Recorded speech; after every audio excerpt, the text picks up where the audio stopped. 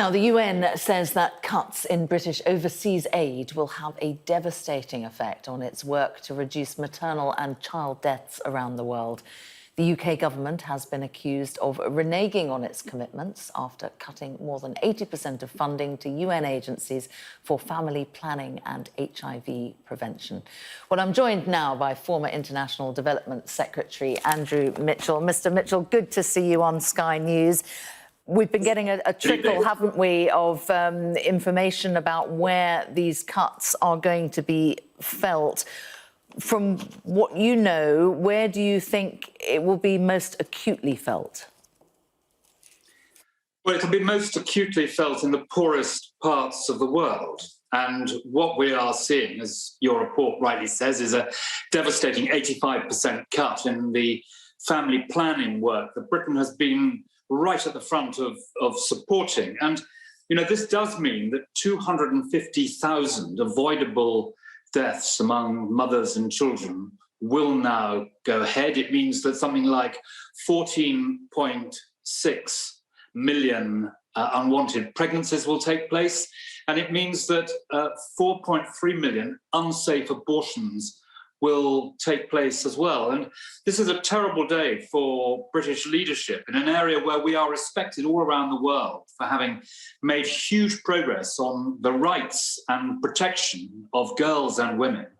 The result of this cut will be have a devastating effect on the poorest parts of the world, but it's also breaking a promise that the minister who is now responsible for the planning for the Glasgow COP conference, on the floor of the United Nations General Assembly, he looked the world in the eye and he said Britain would live up to these responsibilities to help people in the poor world. And today, Britain is breaking that promise, and it's also breaking a manifesto commitment that all of us who were elected to the House of Commons just over a year ago signed up to, that we would stand by our commitments to the poorest and we wouldn't balance the books on the backs of the poor. And that's exactly what we're now doing. The rationale is the need to pay for the unprecedented and unexpected costs of the pandemic. Do you have confidence that it will be restored as the Prime Minister says it will be when it's fiscally prudent to do so? Well, it's not true that it's an economic measure. You see, the thing about the 0.7 is that it goes up or down with the performance of our economy. So as our economy has shrunk significantly in the last year, so the 0.7 has already gone down by 2.9 billion. This further cut is not really an economic decision. No one believes that. It's a political decision because the amount of money we're talking about is just 1% of the borrowing over the last year. And there would have been other ways of making those economies, but to take it out of the budget spent on helping some of the poorest and most desperate people in the world, in my view, is a shameful act. And, you know, people notice in Africa, all around the world, at the United Nations, they notice that Britain in the past has been a development superpower, really driving forward this tackling of international poverty. And they see today that Britain has simply relinquished that role. But even with gained over the last 2 decades. Forgive me for interrupting. Even with the cuts, the UK still remains one of the most generous in the world in terms of aid. Well, I'm not sure that's true, actually. I mean, the Germans have said that because of the pandemic, they will exceed the 0.7 next year. The French are making it clear that they will stand by the 0.7. The American administration is seeking $15 billion of extra money to help the poorest in this pandemic. And Britain, having promised, indeed enshrined it in law, that they would stand by the 0.7, is now arbitrarily, without any vote in the House of Commons, stopping the 0.7, changing the target from 0.7 to 0.5. And, you know, there was a statement, an urgent question that I was granted by the Speaker in the House of Commons on Monday.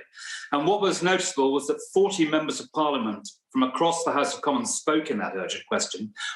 Virtually everyone condemned the government for breaking this promise to the poorest and breaking this manifesto commitment.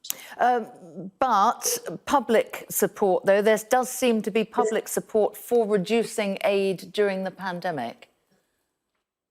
Well, it's true that in the red wall seats, apparently, according to a Treasury Minister, 81% of the people in the red wall seats do not like sending money overseas. And I respect that view. But what's very interesting is that, according to other polling, 94% of people in those red wall seats do not think you should cut humanitarian aid.